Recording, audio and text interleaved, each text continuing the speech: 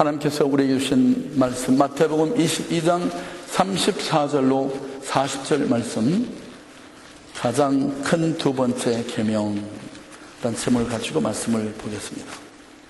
예수께서 사두개인들로 대답할 수 없게 하셨담을 바리새인들이 듣고 모였는데, 그 중에 한 율법사가 예수를 시험하여 묻되, 선생님이요, 율법 중에 어느 계명이 크니까? 예수께서 알았을 때 내 마음을 다하고 목숨을 다하고 뜻을 다하여 주 너희 하나님을 사랑하라 하셨으니 이것이 크고 첫째 되는 계명이요, 둘째는 그와 같으니 내 이웃을 내 몸과 같이 사랑하라 하셨으니 이 두 계명이 온 율법과 선지자의 강령이니라. 아멘. 지난 시간에 가장 크고 첫째 되는 계명 뭔지를 살폈습니다. 하나님을 사랑하는 것. 그래서 사랑의 우선순위, 우리 삶의 우선순위를 생각했고요. 그리고 하나님을 사랑할 때 내 마음을 다하고 목숨을 다하고 뜻을 다하여 하나님을 사랑하라 라고 하신 말씀, 그 의미가 무엇인지 우리 살폈습니다. 온 우주 만물을 창조하신 그 하나님이 우리를 향해서 You may love me 라고 우리에게 퍼미션을 주신 것은 그것이 짐이 아니고 특권이다 하는 것을 설명을 드렸습니다. 약속대로 이제 지난주에 다 못한 후반 설교를 오늘 하겠습니다. 오늘은 그 두 번째 계명인 내 이웃을 내 몸과 같이 사랑하라 하고 하는 말씀입니다. 여러분, 사랑받은 사람만이 사랑할 수가 있다라고 하는 서양의 격언이 있습니다. 여러분, 그렇죠. 하나님의 사랑을 깨달은 사람, 하나님의 사랑과 은총을 받은 사람, 그 하나님 사랑을 아는 사람만이 이웃을 사랑할 수 있는 것입니다. 이웃 사랑으로 그것은 나타나게 되는 것입니다. 그러므로 결국 이웃 사랑이 없는 사람은 하나님의 사랑도 없는 사람, 이렇게 해도 틀린 말이 아닙니다. 하나님 사랑과 이웃 사랑, 이것은 정비례합니다. 하나님과의 수직적인 사랑과 이웃과의 수평적인 사랑이 만날 때 그게 온전한 사랑이 이루어지는 것입니다. 여러분, 우리가 사랑을 나눌수록 더 풍성함을 누리게 되죠. 이웃 사랑은 우리의 삶을 풍성하게 하고 또 소중한 추억거리를 만들어줍니다. 여러분, 지난 주간에 우리는 신바람 나는 소식을 하나 들었습니다. 그렇죠? 네, 한국이 2018년 동계올림픽을 드디어 호스트하게 됐습니다. 그 프레젠테이션을 제가 몇 번을 봤습니다. 제가 몇 번을. 등장하는 모든 사람들이 하는 것을 봤습니다. 그러면서 한 가지 제게 큰 깨달음이 온 것이 있는데, 왜 그토록 많은 사람들이 전 대륙에 걸쳐서 고루 대한민국을 지지할 마음을 갖게 됐을까? 사실은 한국에 대해서 엔타이 스피릿을 가지고 있던 그런 IOC 의원들까지도 한국에 표를 줬다고 하는 부담을 제가 보면서 무엇이 사람들의 마음을 움직였을까? 감동을 받아서 표를 던진 겁니다. 그 프레젠테이션 나타난 내용 가운데서 세계민들의 마음을 감동시킨, 특별히 아시아와 아프리카의 동계 스포츠에 불모진 그런 나라의 사람들의 마음을 감동시킨 것은 뭐냐면, 여러분, 지난 2014년 올림픽에 우리 추사표를 냈을 때 그때 IOC에 약속을 한 것이 있었다고 합니다. 그건 뭐냐면, 우리 대한민국이 동계올림픽을 하면 절대로 우리만 잘 되려고, 잘하려고 하지 않겠습니다. 우리는 정말 이 동계올림픽에 불모진 아시아와 아프리카의 가난한 나라 많은 청소년들을 한국에 불러서 그들을 훈련하고 저변에 이 동계 스포츠를 확장시키는 일에 투자하겠습니다. 그렇게 했는데 투표에서 2차에 소치에 뺏겼잖아요. 그러면 여러분, 웬만한 사람 같으면 어때요? 되지도 않은 거 그냥 약속이 약속이고 그리고 그냥 forget about it 이렇게 넘어갈 수도 있는데, 여러분, 그동안의 4년 동안 대한민국이 그 약속을 그대로 이행했습니다. 그렇죠? 그래서 보니까 여러 차례에 걸쳐서 900여 명 이상의 그 아프리카 또 동남아시아 지역의 그 청소년들을 불러서 캠프를 해줬습니다. 그리고 그 왔다 간 900여 명 아이들 가운데서 12명의 국가대표 선수들이 생겨났어요. 여러분, 그것이 세계민들의 마음을 감동시키고 그 IOC원들이 표를 준 것이다 생각을 합니다. 제가 말씀드리는 포인트는 뭡니까? 사랑의 삶을 베푸는 삶의 손길에 항상 감동이 임하는 것입니다. 베푸는 삶이 사람들을 움직이는 것입니다. 그래서 톨스토이가 이런 말을 남겼습니다. 자기 사랑은 불행의 시초요 신과 타인을 사랑함은 행복의 시초다. 그리스도 안에 있는 하나님의 자녀들에 대한 특징이 뭡니까? 여러분, 종종 자신이 그리스도인이 된 것이 확신이 되지 않아가지고 정말 내가 그리스도 안에 있는 사람인지, 나는 정말 구원받은 하나님의 자녀인지 어떻게 알죠? 그렇게 질문하는 사람들을 만납니다. 자기 구원의 내적인 확신을 갖지 못하는 사람들이 간혹 있습니다. 여러분, 우리가 그리스도 안에 있는 사람인가의 여부는 내적인 확신과 외적인 증거가 반드시 수반되게 되어 있습니다. 오늘 교회에 나오신 여러분들은 한번 이 자리를 빌어서 내가 정말 그리스도의 생명을 품은 사람인지, 내가 그리스도 안에는 구원받은 사람인지, 아니면 아직도 나는 구도자인지, 시커인지 여러분 판가름을 해보시기 바랍니다. 자, 우리의 구원의 내적인 증거는 뭡니까? 여러분이 구원받은 사실을 어떻게 알죠? 어떻게 확신합니까? 꿈에 뭐가 나타났습니까? 여러분 귀에 뭐가 들려졌습니까? 그래서 나는 구원받은 사람이구나 그렇게 생각됩니까? 예수 그리스도를 구주와 주님으로 영접하고 사는 사람들의 케이스를 보면, 계기를 보면 여러 가지가 있습니다. 그 중에 이런 얘기를 종종 우리 듣죠. 제가 부흥집회에 가서 말씀을 듣다가 갑자기 나도 모르게 눈물이 흘렀습니다. 그래서 나는 그때부터 예수를 믿게 됐습니다. 물론 좋습니다. 그런 개인적인 경험이 그 사람을 주님께로 가까이 나오게 하는 어떤 계기를 만들어주는 것까지는 좋습니다. 그러나 감동받아 눈물 흘렸다고 내가 그리스도인 된 건 아니라는 사실을 아는 게 중요합니다. 우리의 신앙은 감정에 기초하고 있지 않기 때문에 그렇습니다.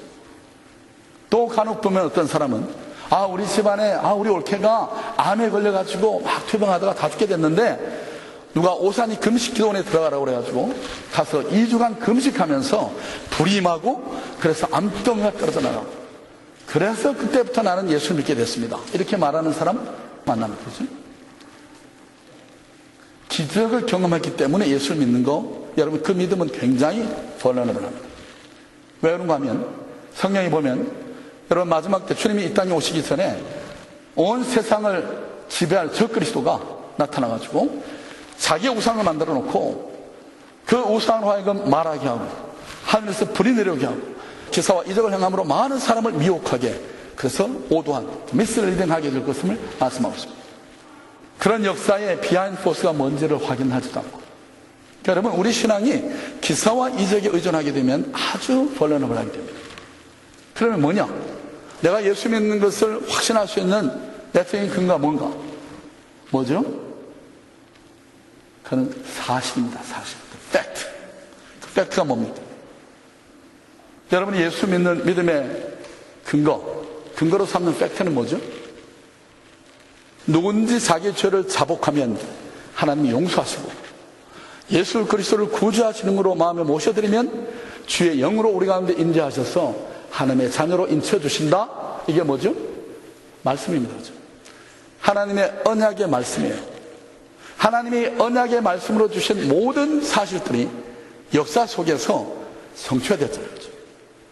우리 주 예수 그리스도, 메시아이신 예수 그리스도가 세상에 어떻게 임하시고 무슨 사역을 하시고 마지막에 어떻게 죽으시고 다시 어떻게 오시리라고 한 모든 성령의 예언의 말씀이 그분 안에 성취됐잖아요. 그래서 우리는 하나님의 언약의 말씀을 그대로 믿는 것입니다. 우리 안에 그대로 이루어 주실 것을 믿습니다. 왜요? 지금까지 언약하신 모든 말씀이 이루어졌으니까. 그래도 뭔 얘기를 하는지 긴가민가 이러시는 분이 계실 것 같아서 제가 좀 더 설명을 드려보겠습니다. 여러분, 제가 생일이 5월 16일 군사혁명이 일어난 날이 제 생일인데요. 저는 태어나서 오늘까지 살아오면서 제 생일이 5월 16일이라고 하는 사실에 대해서 한 번도 의심해 본 적이 없습니다. 그것은 제가 태어나서 달력을 딱 보고 오늘이 5월 16일이구나 제가 눈으로 육안으로 확인하고 믿게 된 것은 아닙니다. 뭘 믿었을까요? 5월 16일이 내 생일인 건 분명해. 의심의 여지 없어요. 한 번도 의심한 적이 없어요. 그 어떻게 믿을 수 있었을까요? 네. 부모님이 얘기해 주셔서 믿었거든요. 근데 저는 그 말을 해주신 부모님은 절대로 거짓말하지 않으시는 분, 제게 해가 되는 말을 하지 않으시는 분, 객없이 거짓말을 하시는 그런 분이 아니기 때문에 그분들의 크레디빌리티를 알기 때문에 그분들의 말을 한 번도 의심한 적이 없었습니다. 여러분, 성경이 이렇다라고 한 말에 대해서 우리가 의심의 여지를 갖지 않는 것은 왜 그렇죠? 그 말씀을 하신 하나님이 어떤 분이라고 알기 때문에 그렇잖아요. 여러분, 그래서 우리는 끊임없이 하나님을 알아야 됩니다. 하나님이 어떤 분인가, 여러분의 하나님이 어떤 분인가에 대한 신뢰가 주어지기 전까지는 그분의 말씀에 대한 신뢰는 오지 않습니다. 그렇잖아요. 어떤 분이 이런 얘기 하더라고요. 목사님, 성경이 도무지 읽어도 이해가 안 됐어요, 전에. 근데 어떤 계기가 돼가지고, 하나님이 정말 계시는구나. 모든 우주 만물을 창조하시고 그것을 다스리는 하나님이 전능자가 계셔. 계시다. 그 믿음이 생기니까 그 다음에는 그 말씀을 읽을 때 전에 도무지 이해가 안 됐던 말씀들이 쫙쫙쫙 열려지더라는 거예요. 그런 것입니다. 우리의 믿음의 기초는 그래서 모든 언약의 말씀을 성취하신, 신실하시고 약속을 변개치 아니하시는 하나님의 약속의 말씀에 근거하는 것입니다.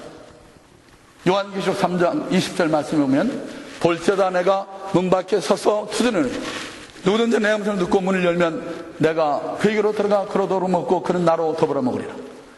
우리가 예수 그리스도를 마음에 모셔드리면 전혀 내한테 어떤 필링이 느껴지지도 않고 오감으로 보여지지도 않고 확인할 수 없는 것이지만, 그러나 영으로 그리스도께서 우리 안에, 내 안에 들어오시라고 말씀하신 그 말씀대로 이루어진 것을 믿는 것입니다. 그래서 이 내적인 확신을 갖게 되는 거죠. 여러분이 구원받았습니까? 구원받은 크리스찬들입니까? 여러분 정말 예수 믿는 구원받은 하나님의 자녀들입니까? 아멘. 근데 여러분, 하나님 말씀이 그렇게 말씀하니까 내가 죄를 고백하고 예수 그리스도가 내 죄를 대신 담당하신 구세주심을 인정하고 내 구세주요 삶의 주인으로 영접했더니, 모셨더니까, 마음을 열고 영접했더니까 하나님의 영이 내 안에 들어오셔서 인을 쳐주셨다. 그렇게 성경이 약속하신 말씀을 우리는 믿음으로 받은 거죠. 그죠? 그래서 내적인 확신을 갖는 것입니다. 누가 뭐래도 저한테 와가지고 옆구리 콕 찌르면서 당신 구원받았어? 예스. 어떻게 알아? 그럼 뭐라고 얘기했잖아요. 하나님이 이렇게 말씀하셨고 나는 내가 요가 책임져. 그렇죠?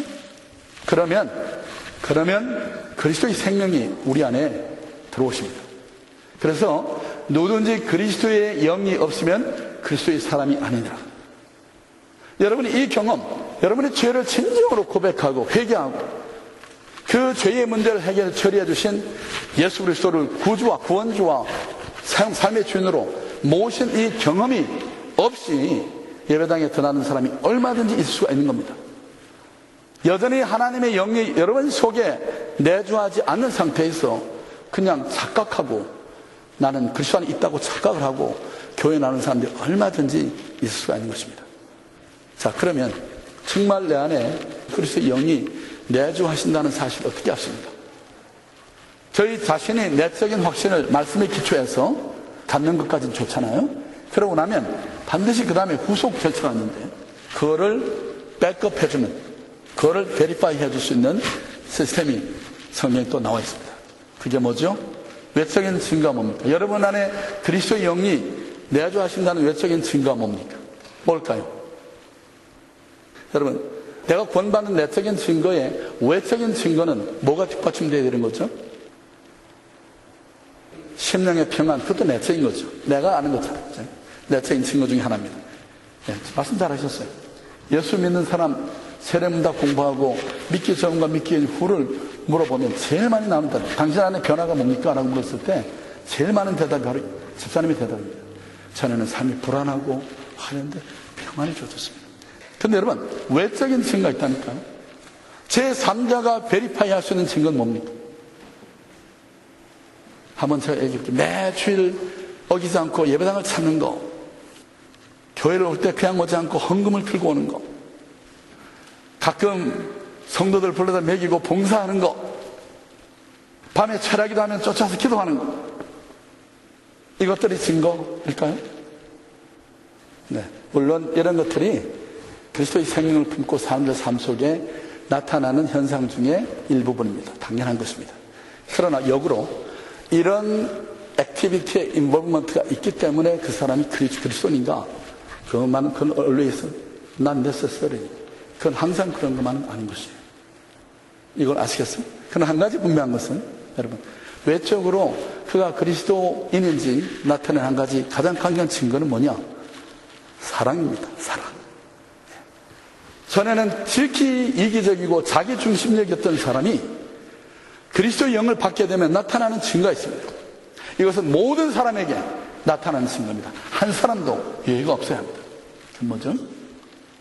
다른 사람을 배려하는 사람으로, 베푸는, 전보다 더 베푸는 사람으로 삶이 바뀌어지는 거예요. 물론 여러분, 굳이 예수를 안 믿어도 태생적으로 서비스 정신이 있는 사람 있잖아요. 베풀기 잘하고. 근데 예수를 믿는다고 하지만 그 안 믿는 사람의 수준에도 아직 미치지 못하는 사람일 수 있습니다. 그러나 그 전에 내가 그리스도를 알지 못했던 전의 삶과 후의 삶을 비교해 볼 때 제 3자가 객관적으로 레코그나이즈 할 수 있는 변화, 그것이 있단 말이죠. 하루아침에 예수님처럼 내 생명 다 드리라 이런 마음으로 섬기지 못하더라도 여러분, 가치관의 변화가 반드시 성도의 삶에 일어나게 되어 있는 것입니다. 죄를 회개하고 예수 그리스도를 구주와 주님으로 영접했을 때 내재하시는 그리스도께서 성령을 통해 우리의 인생을 주관하시게 합니다. 옛 속성은, 죄가 왕이 돼서 다스림을 받는 그 옛 속성은 항상 자신이 높아지는 것을 원하죠. 그게 관심사입니다. 여러분이 교회에 나와서도 여전히 내가 높아져야 되고, 내가 최고고, 내가 제일 고생하는 것 같고, 내가 없으면 교회가 안 되는 것 같고, 여기에 사로잡힌 사람들은요, maybe 아직도 그리스도의 영을 소유하지 품지 않은 사람일 수 있습니다. 교회는 그런 사람이 얼마나 많습니다. 그러나 새 속성이 의의 왕이신 예수 그리스도를 왕으로 삼고 나가게 될 때 하나님의 사랑이 저와 여러분을 통해서 흐르는 것을 원합니다. 거기에 기쁨을 누립니다. 그것을 마음속에 소망하게 됩니다. 이게 뭐냐면 우리 각 사람 속에 하나님이 심어준 거룩한 열망입니다. 하나님의 소원입니다. 꼭 내가 높아져야 되고, 내가 최고해야 되고, 모든 사람이 내 뜻을 따라야 되고, 이게 아니고 내 존재가 어떤 사람에게 위로가 되고 도움이 되고 축복이 되는 삶, 거기에서 보람을 느끼고 기쁨을 누리는 것. 우리 그리스도의 공동체가 새 속성을 받은 의의 왕이신 예수 그리스도와 다스리는 그분이 우리의 마음의 왕자를 점유하시고 다스려 나갈 때 우리 안에서 이런 형상들이 드러나지는 겁니다. 이런 사람들이 모인 교회 공동체가 건강하고 아름답고, 비록 수가 많은 그런 공동체가 아니라 할지라도 파워풀한, 세상에 임팩트를 끼치는 그런 공동체가 되는 거죠. 다 잘났어, 다 자기중심이지, 다 나밖에 모르는 사람들이 모이는 집단이 있다고 하십니다. 여러분, 아무리 많은 사람이죠, 여러분, 그것이 주님의 영광을 얼마나 드러내겠습니까? 여러분, 우리를 부르신 부름의 두 번째 목적은 이렇게 이웃을 사랑하는 것입니다. 여러분, 제가 정리합니다. 믿음 좋은 사람, 신앙생활 잘하는 사람, 그러면 여러분의 이미지가 딱 뭘로 떠오르죠? 제가 전에 얘기했던 그 사람은 예배 시간 철저히 빠지지 않고 나와. 기도의 시간마다 열심히 기도해. 보통 하면 30분, 1시간 이상 기도해, 그 사람. 그 사람은 헌금을 하는데 11조 꼬박꼬박 해. 떼먹지 않고. 그 사람은 철야도 해. 금식도 해. 물론 여러분, 그런 모습이 신앙생활을 잘하는 한 단면일 수 있다는 제가 말씀드렸습니다. 그죠? 그게 한 부분일 수 있습니다. 그러나 다시 말씀드리지만 중요한 그런 측정 기준은 사랑을 나타내는 삶에서 찾을 수 있는 것입니다. 여러분, 갈라디아서 5장 22절로 23절에 보면, 그래서 오직 같이 읽읍시다. 성령의 열매는 사랑과 희락과 화평과 오래 참음과 자비와 양성과 충성과 온유와 절제니 이 같은 것들을 금지할 법이 없는다. 여기 하나님의 성령이 일하실 때 나타나는 열매를 얘기했는데 9가지 열매 가운데 제일 먼저 등장한 게 뭡니까? 사랑.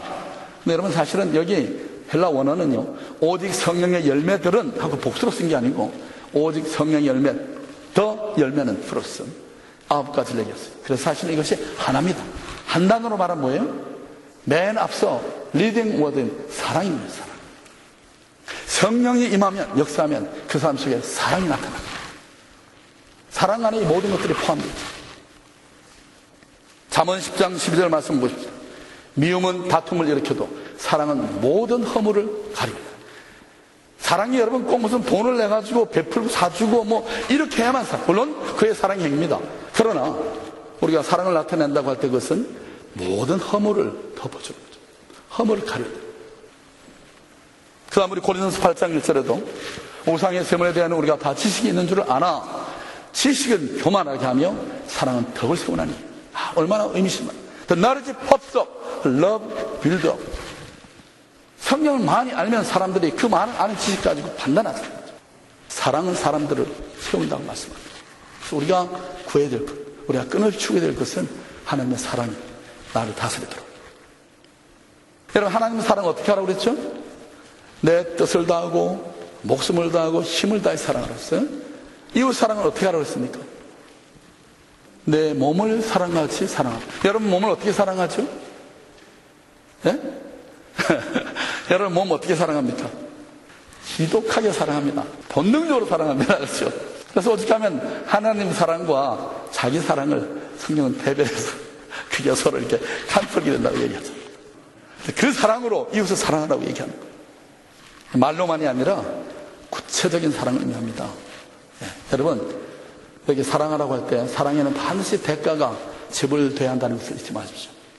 여러분이 가지고 있는 있어서 시간을 드리든지 물질을 드리든지 여러분이 가지고 있는 은사를 사용하든지 반드시 무언가가 sacrifice, 희생이 될 때 사랑은 나타나는 것입니다. 여러분 요한일서 3장 18절은 우리에게 이렇게 말씀합니다. 시작. 자녀들아 우리가 말과 혀로만 사랑하지 말고 오직 행함과 진실함으로 하자. 립 서비스만 하지 말라고 얘기합니다. 희생이 없는 사랑은 사랑이 아닌 것입니다. 감상적으로 사랑하는 이 사랑으로는 사랑의 능력과 그로 인한 하나님의 복을 받아 누릴 수가 없습니다. 여러분 우리의 사랑이 베푸는 사랑, 구체적으로 섬기는 사랑이 될 때 하나님의 축복의 문이 열리고 하나님의 부어주심을 경험하게 되는 것입니다. 락카펠러, 존 락카펠러 그 아들 대에 와가지고 프리메이슨 운동 이런 것들을 돈을 대줘가지고 욕을 많이 먹고 있지만 락카펠러 시대에 대한 이야기가 많이 있죠. 33세에 100만 명가 됐습니다. 43세에 미국 최대의 부자가 됐고 나이 53세 때 전 세계 최고의 갑부가 됐습니다. 55살 때가 됐을 때 머리, 눈썹이 다 빠져버리고 몸이 바싹 말라버리는 희귀병이 걸렸습니다. 1년 이상 살지 못할 거라는 의사의 진단이 내렸고요. 그래서 전 세계 기자들은 존 락카펠러가 죽을 것을 대비해서 사망 기사를 미리 써놓고 타지 날만을 기다렸다고 합니다. 그 어느 날 마지막 검진을 위해서 병원을 찾아갔는데 로비에 걸려있는 빛발 하나 액자를 보게 됐습니다. 그 액자에 이런 글이 적혀 있었다고 합니다. 주는 자가 받는 자보다 복되도다. 성경의 말씀이잖아요. 이 글을 보는 순간에 어릴 적 어머니 하신 말씀이 생각이 났습니다. 어머니가 이 락카펠러를 키우면서 세 가지 지킬 룰을 말씀했다고 하는 첫째는 교회를 내 몸과 같이 사랑해라. 두 번째는 하나님의 일하는 사람들의 마음을 절대로 아프게 하지 말아라. 세 번째는 내 소산의 10분의 1은 하나님께 10분의 1은 이웃에게 반드시 베풀어라. 이 어머니 음성이 내적 음성이 들려오면서 그 마음속에 전율이 오기 시작했습니다. 그래서 선한 따사로운 이런 기운이 느껴지면서 그냥 눈물이 글썽해가지고 눈을 감은 채 의자에 앉아서 그 말씀의 의미를 묵상하면서 어머니의 말씀을 이렇게 함께 묵상하고 있는데 갑자기 뒤에서 병원 직원과 어느 환자 가족이 신경이하고 싸우는 소리가 들렸습니다. 어느 불치병을 앓는 소녀가 병원에 실려와서 입원을 하려고 그러는데 입원비가 없다고 병원에서 입원 못 시켰다 그러니까 다주간 아이를 데리고 어디로 가느냐고 입원비는 나중에 줄 테니까 입원 시켜달라고 막 이 소녀의 가족하고 병원 측에서 싸움을 하는 신경이 하는 소리가 들렸습니다. 그래서 비서를 불러가지고 익명으로 저 소녀의 병원 일치 비용을 지불해 주도록 그렇게 배려를 했습니다. 입원한 소녀가 옆방에서 회복되는 모습을 지켜보면서 그는 너무도 기쁘고 행복했어요. 그가 자서전에 이렇게 기록했습니다. 인생을 살면서 이렇게 행복한 삶인 줄은 몰랐습니다. 그는 주는 자로 살기로 마음을 먹고 그때부터 그렇게 악독한 페네핀처였던 이 락카펠러가 쓰기 시작합니다. 그러면서 마음의 평안이 찾아왔고 55세의 사망 선고를 받았던 그가 98세까지 살았습니다. 그는 이렇게 고백합니다. 내 인생 전반기 55년은 쫓기는 삶이었습니다. 그러나 후반 43년은 참 행복한 삶을 보냈다라고 적고 있습니다. 여러분, 주는 자가 복되다고 한 말씀의 의미를 이해할 수 있겠죠. 여러분, 40절을 보시면 이 두 계명이 온 율법과 선자의 강령이다 말씀합니다. 사랑의 실천은 끝날에 상급 심판의 기준이 된다라고 말씀하고 있습니다. 마치 선생님이 아이들 가르치다가 중요한 내용이 있을 때, 얘들아 이거 꼭 기억해도 요거는 기말 시험에 나는 거야, 그렇게 말하는 과 그런 뉘앙스로 이 말씀을 주셨습니다. 여러분, 야고보 2장 13절 말씀을 같이 봅시다. 야고보서 시작. 긍휼을 행하지 아니하는 자에게는 긍휼 없는 심판이 있습니다. 긍휼은 심판을 이기고 자랑하느니라. 여러분, 마지막 하나님의 심판대 앞에서, 여러분 하나님이 지금 심판한다고 하십니다. 여러분 이렇게 다 심판대 앞에 섰다고 하십니다. 그때 하나님께 호소할 때 뭘 가지고 여러분 하나님의 판단을 구하겠습니까? 아, 주님, 내가 세상에서 아시죠? 내가 큰 회사 기업을 운영했고 내가 재산 이만큼 가지고 있는 사람 아닙니까? 아이고, 내가 이러이러한 일을 많이 했습니다. 그런 걸 가지고 하나님 앞에 디미면서 나를 알아주세요 이렇게 말할 수 있겠습니까? 여러분, 이 거룩하시고 오미하신 모든 것을 아시고 있는 하나님 앞에서, 하나님 심판대 앞에서 너나 할 것 없이 구원받는 사람들의 외침은 이걸 것입니다. Give me mercy, O Lord. 긍휼을 베풀어 주십시오. 나를 불쌍히 여겨주십시오. 주님, 나를 천국으로 이끌어 주십시오. 하나님의 긍휼과 자비 외에 바랄 것이 뭐겠습니까? 그 절대절명의 긍휼이 필요한 그 자리에 하나님께서 긍휼 없이 행한 자들에게는 긍휼 없는 심판을 예비하신다 말씀하는 겁니다. 여러분, 열심히 베풀고 꾸어주고 나눠주십시오. 사랑의 실천이야말로 상급 심판의 기준이 되기 때문에 그렇습니다. 여러분, 사람이 죽으면서 임종시에 가장 많이 하는 말이 뭔지 아십니까? 이걸 연구한 학자가 있었습니다. 사람이 임종시에 말하는 거, 가장 많이 말하는 말이 뭔지 아세요? 아, 내가 돈을 조금 더 벌다가 죽어야 되는데, 이렇게 말하는 사람 한 사람도 없습니다. 아, 내가 그 서울대학 하버드를 꼭 들어갔어야 하는데, 박사학위를 꼭 따고 죽었어야 하는데, 이렇게 말하는 사람 한 사람도 없습니다. 아, 내가 회사의 사장, 그 임원 한번 해보고 내가 죽었어야 하는데, 이렇게 말하는 사람 한 사람도 없습니다. 여러분, 마지막 때 죽음을 앞에 놓고 사람은 세 가지를 후회합니다. 첫째는 내가 좀 더 참고 살 것을, 두 번째는 내가 좀 더 용서하며 살 걸, 세 번째는 내가 좀 더 베풀며 살 걸. 이 세 가지를 후회한답니다. 여러분, 후회함이 없는 인생을 살길 원하십니까? 열심히 참아주십시오. 용서하십시오. 베풀며 사시기 바랍니다. 여러분, 춘추 전국시대의 중국의 초나라에 장왕이 있었습니다. 연애를 베풀었습니다. 전장에서 돌아온 군인들을 위로하기 위해서, 그들을 격려해 주기 위해서 연애를 베풀었습니다. 문을 열어놓고 흥을 울리면서 술을 퍼마시고 파티를 벌이고 있는데, 갑자기 바람이 휙 불어오면서 안에 있던 불이 전부 다 확 꺼져버렸습니다. 근데 그 순간에 한 궁예의 앙칼진 비명소리가 들렸습니다. 그래서 이 왕이 장군들 한 사람 한 사람에게 왕의 후궁들, 시녀들을 붙여가지고 이렇게 시종을 들게 했는데, 어느 한 장군이 궁녀를 희롱한 것입니다. 그래서 그 궁녀가, 어떤 자가 저를 희롱했습니다. 제 볼에 입을 맞추려고 해서 제가 그의 가끈을 끊었나이다.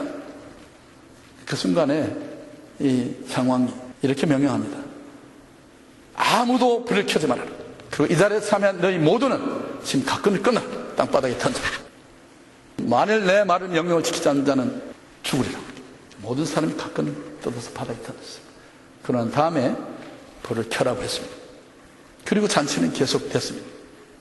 그러고 나서 열해 후에 이 초나라가 진나라를 침공에 들어가다가 궁지에 몰리게 됐습니다. 참패했습니다. 왕이 사면초가 위기에 처했습니다. 퇴출호를 열 아무도 없을 그때 한 장수가, 장웅이라고 하는 장수가 선봉에 서가지고 왕의 퇴로를 목숨을 걸고 열었습니다. 왕이 목숨을 구한 다음에 이 장웅을 불러놓고, 너는 어찌하여 내 생명을 아끼지 아니하고 나의 생명을 구했느냐 라고 물었더니만, 이 장웅이 이렇게 말했답니다. 배야, 그날 밤에 가끔 뜯긴 자가 소년나이다. 생명의 구원을 받은 은혜를 생명을 갚은 겁니다. 여러분, 내가 사랑을 베풀고 용서하면 반드시 거기에 대한 응보가 돌아오게 되어 있잖아요. 그것이 하나님의 공은 사랑과 용서는 상급 심판의 증거가 됩니다. 여러분, 사랑과 용서를 베푸십시오. 반드시 하나님이 보답하십니다. 보답이 없더라도 우리는 사랑을 베풀며 용서하는 삶을 끊임없이 살아야 됩니다. 왜 그렇습니까? 우리가 그런 사랑을, 그런 용서를 받았기 때문에 그렇습니다. 잠언 19장 17절 말씀을 우리 같이 보겠습니다.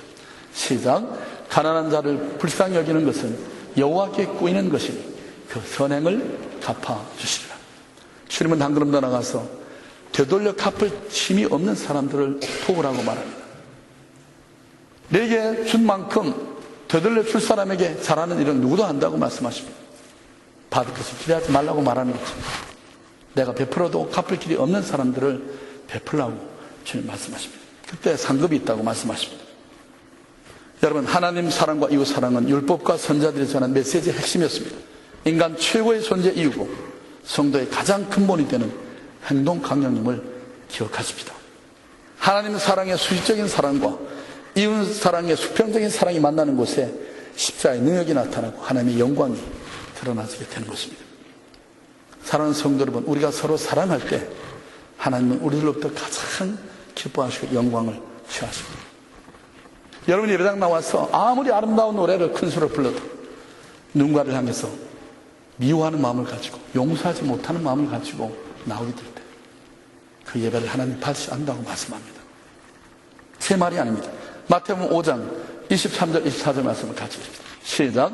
그러므로 예물을 제단에 드리다가 거기서 내 형제에게 원망 들을 만한 일이 있는 줄 생각나거든 예물을 제단 앞에 두고 먼저 가서 형제와 화목하고 그 후에 와서 예물을 드리라. 왜 이렇게까지 말씀하실까요? 우리 형제들 사이의 사랑의 관계가 이렇게 중요하기 때문에. 설교를 끝마쳐야 할 시간이지만 제가 예화를 하나 드리고 말씀드리겠습니다. 모스크바 제1병원에서 권위 암닥터로 일하던 닥터 클라인이라는 한 유대인 의사의 간증입니다. 연인날은 마찬가지로 그날도 이 닥터 클라인은 암병동을 돌면서 시한부 생명으로 투병 중인 암 환자들을 돌아봤습니다. 그러는 중에 중환자실 한 병실을 둘러서 환자를 살피고는 그가 막 나가려는 참이었는데 초점 잃은 휑한 눈으로 바싹 말라서 허공을 쳐다보고 있던 한 환자가 갑자기 잠깐만 닥터 클라인 웬일인가 놀라서 가까이 다가가 봤더니만 그가 손을 법적 붙잡고는 가쁜 숨을 몰아쉬면서 이렇게 말합니다. 할 말이 있습니다. 잠깐만 내 얘기 좀 들어주십시오. 그리고는 의사가 예수 노를 대답할 결도 주지 않고 클라인 씨, 나는 2차 세계대전 당시에 특수공작 요원으로 활동했던 사람입니다. 그런데 어느 해인가 유대인들이 모여 살던 아파트를 급습한 후에 상부 지시에 따라서 아파트 문을 전부 다 폐쇄하고 기름을 붓고 불을 질렀던 적이 있습니다. 우리는 아파트 주변에 매복을 했다가 불을 피해 혹시 탈출하는 사람이 있으면 남녀노소를 불문하고 사살하라는 명령을 받았죠. 근데 불이 막 타오르고 한 유대인 가족이 제가 매복해 있는 곳 2층 창문을 열고 탈출을 시도하는 것이었습니다. 먼저 채 한 살도 안 되는 어린 아기를 안은 아버지가 뛰어내리고 이어 그의 아내도 불을 피해 뛰어내렸습니다. 바로 내가 잠복해는 앞으로 그들은 뛰어오는 것이었습니다. 그리고 나는 그 순간 나도 모르게 방아쇠를 당겼고 그리고 내 앞에서 그들 가족은 참혹한 장면은 내 일생을 따라다니며 나를 괴롭혔습니다. 닥터 클라인, 나는 이대로 눈을 감을 수가 없을 것 같군요. 내가 알기로 당신은 유대인이라고 들었는데 그렇죠? 클라인 씨, 제발 부탁이 하나 있어요. 아니, 이것은 저희 마지막 소원이에요. 제발 제게 내가 늘 용서한다는 한마디 말만 해주세요. 예, 이대로는 도저히 눈을 감을 수가 없어요. 제발 플리즈 내가 늘 용서한다는 한마디만 해주세요. 환자가 말하는 동안에 분노로 상기된 얼굴을 하고 듣고만 있던 클라인 씨는 헐떡거리며 용서를 구하는 그를 뒤로 한 채 방을 서둘러 빠져나오고 말았다고 그의 글에서 적고 있습니다. 후에 미국으로 건너온 후에 어느 신실한 그리스도인 형제의 끈질긴 전도로 크리스찬이 된 그가 그날 그 다급한 목소리로 용서를 구하던 그 환자, 결국 마음의 자유를 얻지 못하고 숨을 거두었던 그 환자를 생각할 때마다, 그 얼굴을 기억할 때마다 그에게 용서를 베풀지 못하던 자신의 허물됨이 너무도 괴로워서 견딜 수 없는 지경이라고 그에서 고백하는 것을 보게 됩니다. 여러분, 너희가 만일 경리에 기록된 대로 내 이웃 사랑하기를 내 몸과 같이 하라 하신 최고한 법을 지키면 잘하는 것이거니와 만일 너희가 외모로 사람을 취하면 죄를 짓는 것이니 율법이 너희를 범죄자로 정하리라. 야고보서 2장 8절의 말씀입니다. 야고보 2장 13절은 긍휼을 행하지 아니하는 자에게는 긍휼 없는 심판이 있으래요. 긍휼은 심판을 이기고 자랑하는가 말씀하십니다. 주님의 심판대 앞에 설 때 하나님께서 우리에게 경고하신 이 말씀이 저와 여러분의 삶의 후회감을 가져다 주는 말씀 되지 않게 되기를 주 여러분으로 바랍니다.